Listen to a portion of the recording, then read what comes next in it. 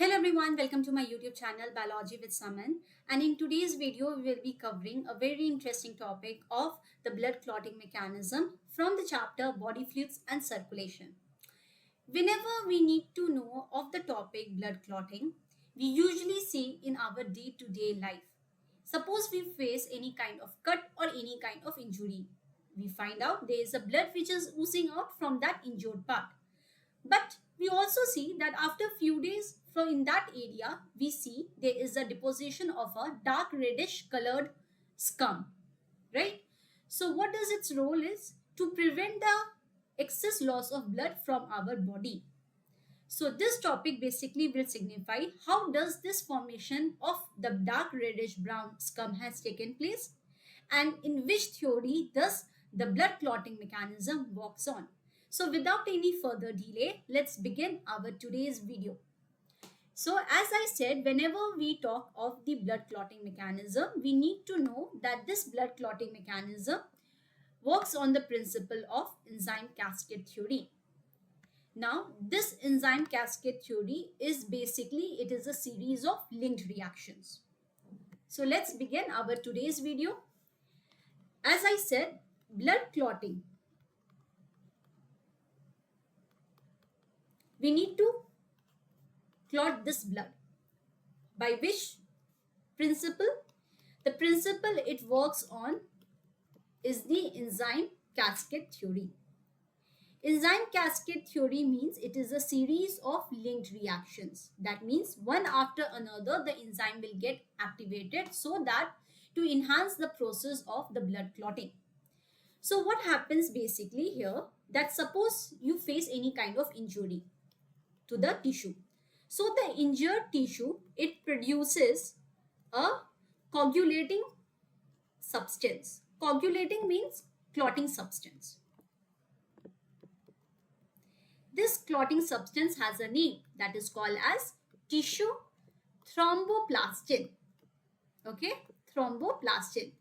Always remember students, there are 13 blood clotting factors to which the tissue thromboplastin is the factor number 3. We will be not going into all the 13 factors because that's not necessary for your NEET syllabus. But whichever I feel that is important, I will be noting it down. So this injured tissue produces the tissue thromboplastin. Also, as we know, the blood plasma have blood cells. One of the blood cells has a name called as platelets. Now this platelet, what does it do? It also produces a same substance which is a coagulating substance, which is called as plasma coagulating promoting substance. Or you can write it down, coagulating promoting substance. Just like this, promoting substance. What is its name? Same name it will be, that is platelet thromboplastin. Remember students, this platelet thromboplastin is not the same factor. Why? Because this platelet thromboplastin will be factor number, as I said, there are 13 to which this platelet factor number is, it is 11th. It is 11th. I hope it's clear now. Now what happens? Both this tissue thromboplastin as well as the platelet thromboplastin, both of them, it forms or it produces a complex protein. Complex protein. What is the name of that protein? The name of the protein is thrombokinase. Thrombokinase. Now, what does this thrombokinase does? This thrombokinase, what does it do? That in our plasma, there is the presence of a protein called as prothrombin. Now, students, remember this prothrombin is basically they are synthesized in liver, but they are present in the plasma. Fine, plasma. I hope you know what is plasma. Plasma is basically the matrix or the fluid matrix of the blood. This prothrombin gets converted into thrombin. By which enzyme? By your thrombokinase. along with calcium 2 plus. Calcium 2 plus is very important for the blood clotting mechanism. Fine, I hope it's clear. The calcium 2 plus also belongs to one of the platelet blood clotting substance, blood clotting factor. This calcium 2 plus belongs to factor number 4th. I hope it's clear now. Now let's move ahead. Now what happens here? Again, there's another one protein called as your fibrinogen. Always remember, students, when I'm talking of the term, whenever I'm talking of the term, suppose like let's move ahead like this, prothrombin. Remember, students, this is your inactive substance. Inactive. Always remember. And this is your active substance. Okay? Now this fibrinogen, as the name indicates, this one is also inactive.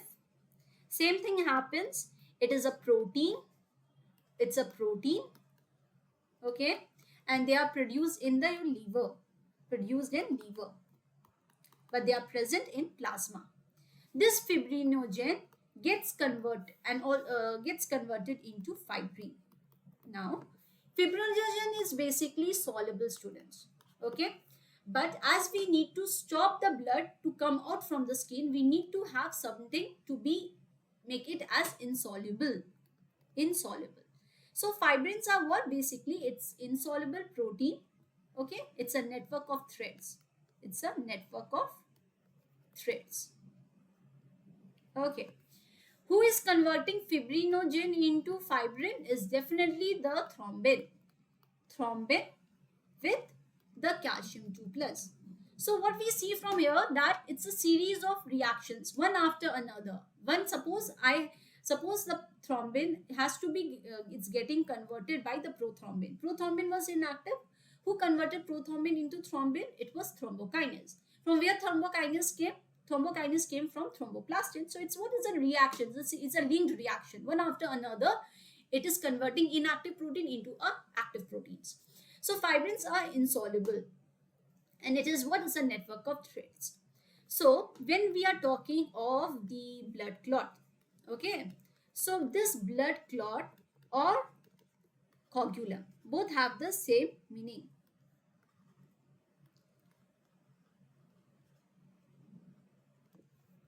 What happens here?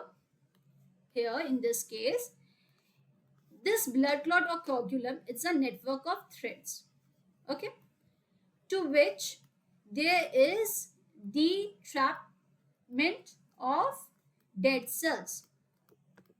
So what I'm saying, this is to be my dead or damaged cells. And these are what? It's my network of threads. Network of threads, which are fibrins. This whole thing is called as blood clot. This whole thing is called as your blood clot. I hope it's clear now. It was very easy. So in addition to this neat syllabus, we need to understand few important chemical names. Okay, these are very important. You can put a star mark here. The first one is, students, there are two chemicals I'm writing down. The first one is sodium citrate and EDTA.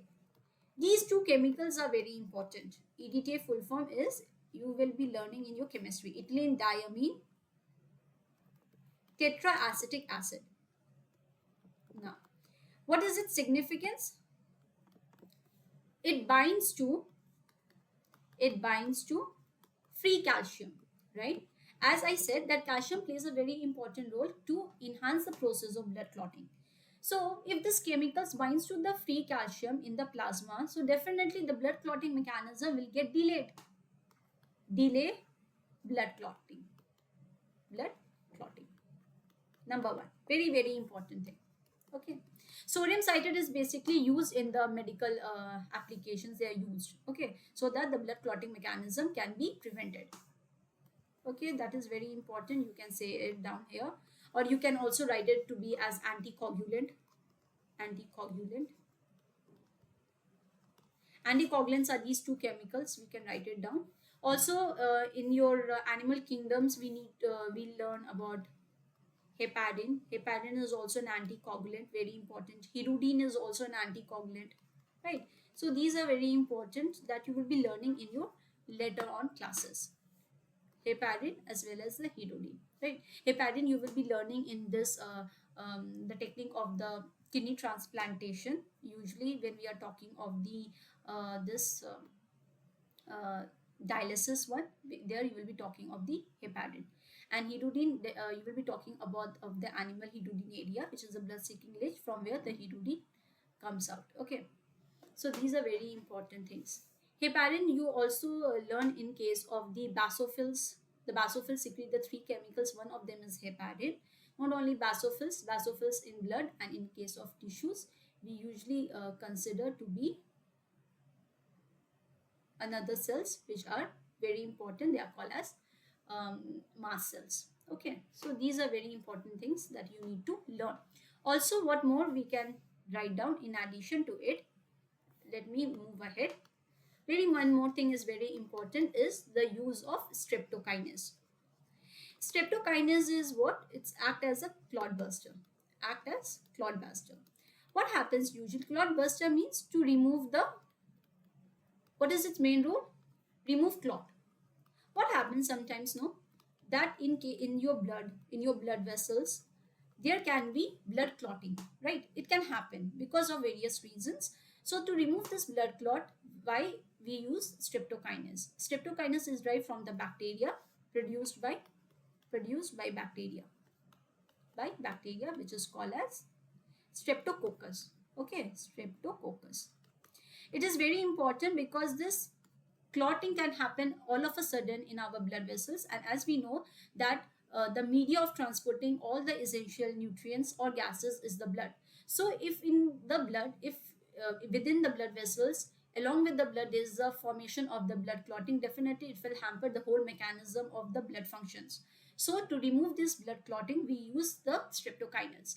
So student, this was the end of the blood clotting mechanism. Here we learn about various good and new things about the blood clotting theory and how does it is, on which mechanism it works on, what is its significant, what is its factor, what are fibrins, what are fibrin soluble or insoluble, what do you mean by blood clot? Blood clot is basically is a network of thread which is called as fibrins along with the dead damaged cells. Together they are called as blood clot.